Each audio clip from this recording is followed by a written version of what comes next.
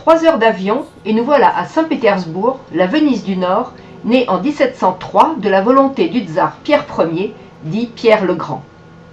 Tout voyageur sensible à la jante féminine relève que les femmes russes s'habillent au quotidien comme si elles allaient à une réception, mais c'est surtout vers 17 heures que les talons aiguilles et autres loups-boutins apparaissent.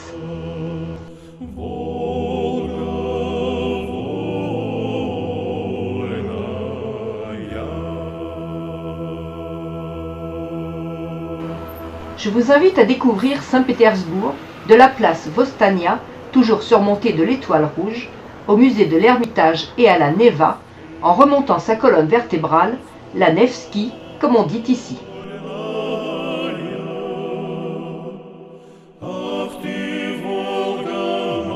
Le palais néo-baroque, Belosselski, jadis propriété d'un participant à l'assassinat de Raspoutine, abrite un centre culturel.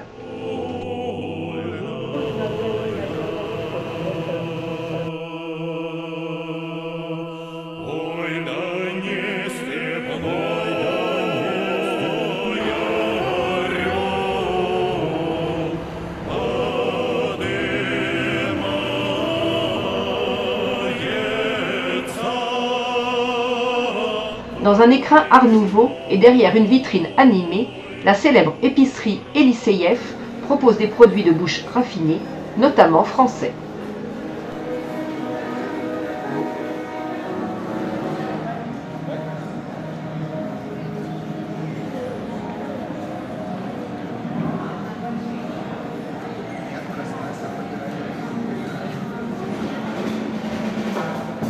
Elle semble bien loin l'époque de l'URSS où les babouchkas faisaient la queue pour quelques kilos de pommes de terre. Derrière l'imposant théâtre Alexandra, du nom de l'épouse de Nicolas Ier, l'architecte italien Rossi, adepte de la symétrie, aurait construit la rue idéale, d'une largeur égale à la hauteur des édifices et d'une longueur 10 fois supérieure.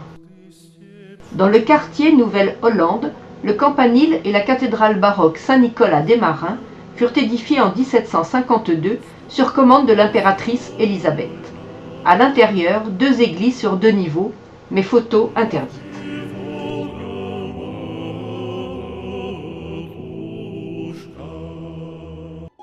Au XXe siècle, le prince Félix Yusupov s'est marié avec la nièce de l'empereur Nicolas II avant de participer le 30 décembre 1916 au complot historique contre Raspoutine qui fut tué en sous-sol, comme le montre cette reconstitution avec les acteurs du complot et le moine barbu.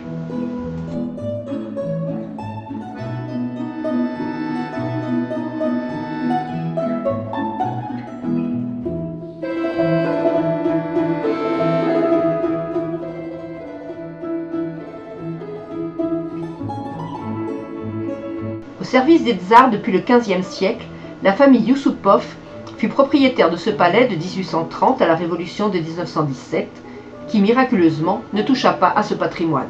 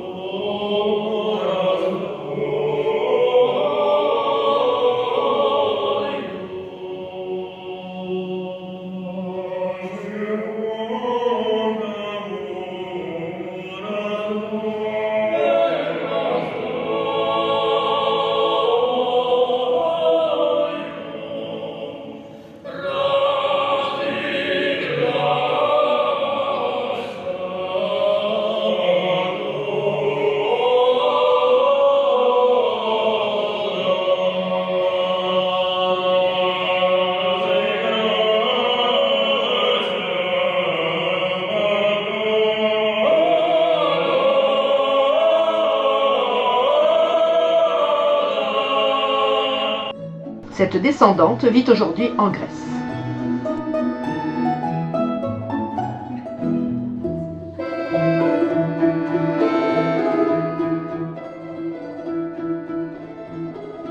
Dans ce théâtre de 192 places sont donnés concerts et spectacles.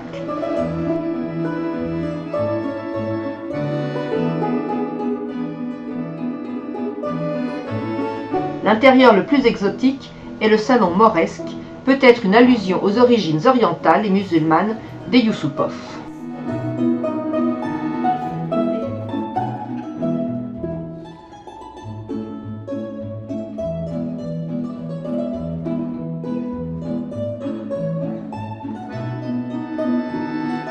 De retour sur Nevski, passages secrets et galeries marchandes se succèdent.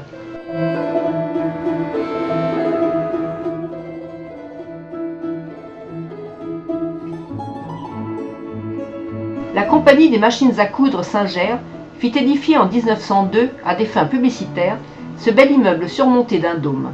Il abrite aujourd'hui une librairie.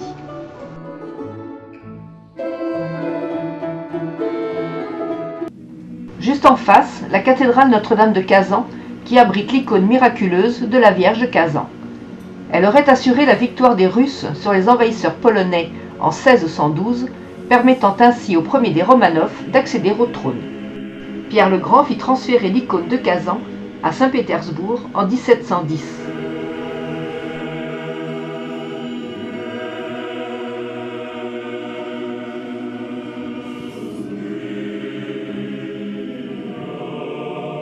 La piété des fidèles devant les icônes est très prégnante.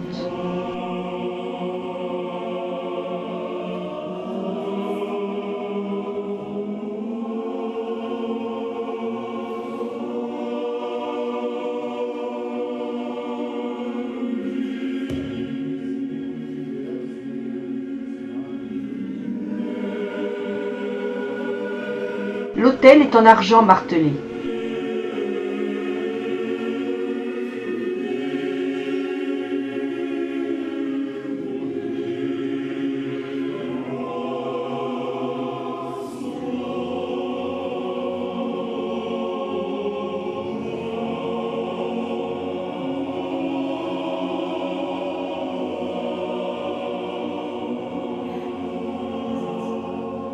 On voit ici la tombe du maréchal Koutouzov, chef de l'armée russe pendant la guerre contre Napoléon.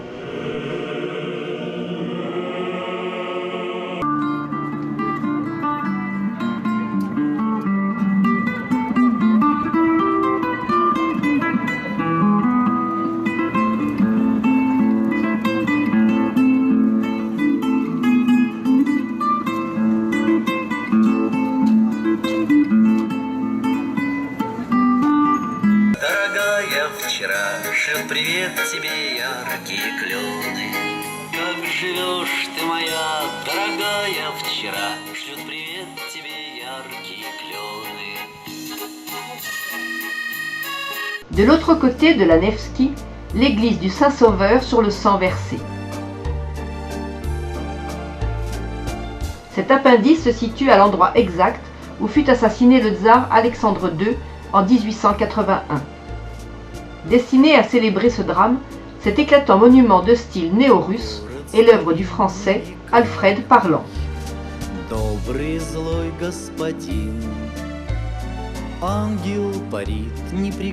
Chef-d'œuvre de l'art des mosaïstes russes, l'église abrite 7000 m² de mosaïques.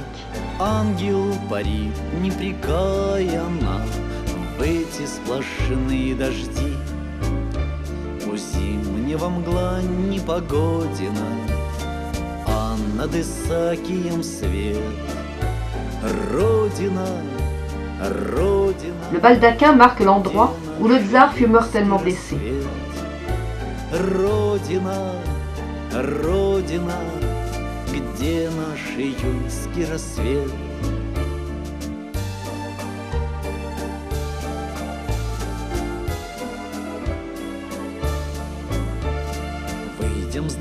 Cette superbe iconostase est en marbre italien et pierre de l'Oural.